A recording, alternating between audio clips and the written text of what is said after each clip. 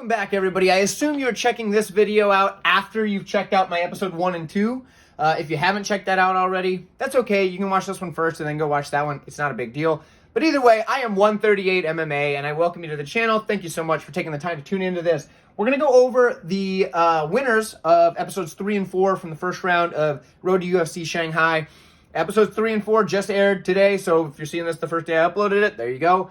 We're going to go over those. I'm going to rank the winners of each episode individually, and I would love to see your participation down in the comments. Go ahead and put your order on how you ranked the finishes or the wins of everybody from days 1, episode 3 and 4, etc. Anyway, you can find me on Twitter, Tapology at 138MMA. If you want all my notes, all those good things, you can find that over on patreon.com/138MMA. But I'm not going to waste any more time. Let's go ahead and get into these rankings, shall we? All right, so here we have the episode 3 winners. We have all 4 of the winners from the tournament. I've ranked them in order of how impressive I thought their victory was. Let me kind of go over these matchups. Now, for Zhao Long, very close split decision. He got the job done, but I could have seen it going the other way. It was a very close matchup. He, did enough though to get 2 of the 3 judges on board. Good win, but very close. Now we look up to Shayu Kamikubo. Kamikubo, this is tough because he took a lot of damage, and the only reason I ranked it above Zhao Long is just because of the style he used, where he just had constant forward pressure, and he also had a couple of spots where he looked like he was about to finish the fight. So for Kamikubo, in the end of the first round, had a deep Kimura in. It would have been over had there been 5-6 seconds left in the round, but there was not. So his opponent was able to survive either way. But he also just kind of showed the ability just to keep on coming forward. But he ate a lot of damage. So both of these two here could be interchangeable. Both of them did fine. Both of them got the win, but nothing super impressive. Nothing stood out to me as like, man, this guy's going to be a real contender. As we move up, though, we're going to start to see some good performances here. Sang-Uk Kim, he ended the fight with a sick Darce choke. And basically, he had to fight off a very aggressive opponent coming forward, trying to take him out right away. And he did exactly what he needed to do. Got that Darce choke locked in, got, off of a takedown attempt, actually, from his opponent. His opponent got the takedown attempt on him. He got it locked in that Darce, worked it to the ground, and worked his submission. So very good win there. Only to be outshined by former UFC fighter Rong Zhu. Now for Rong Zhu, striking looked fantastic. The leg kicks were absolutely deadly, and he got an early TKO with little to no adversity.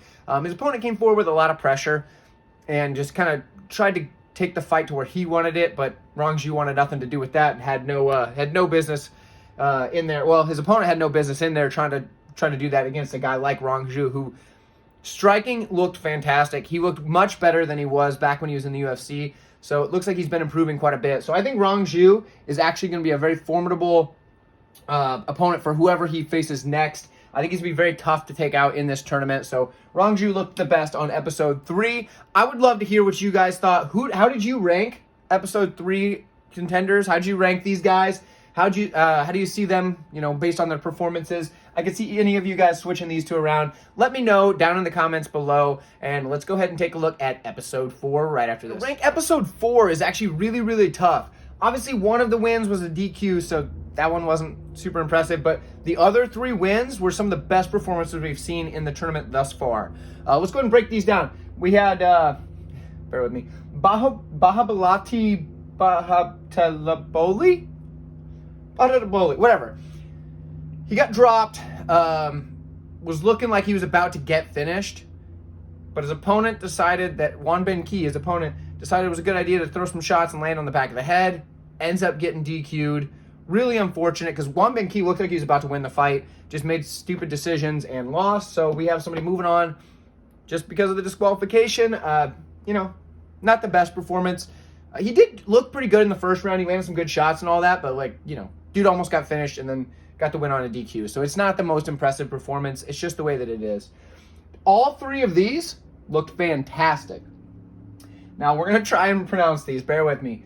Jawapasi Dermasi. We're going to say with that. Dermasi looked great.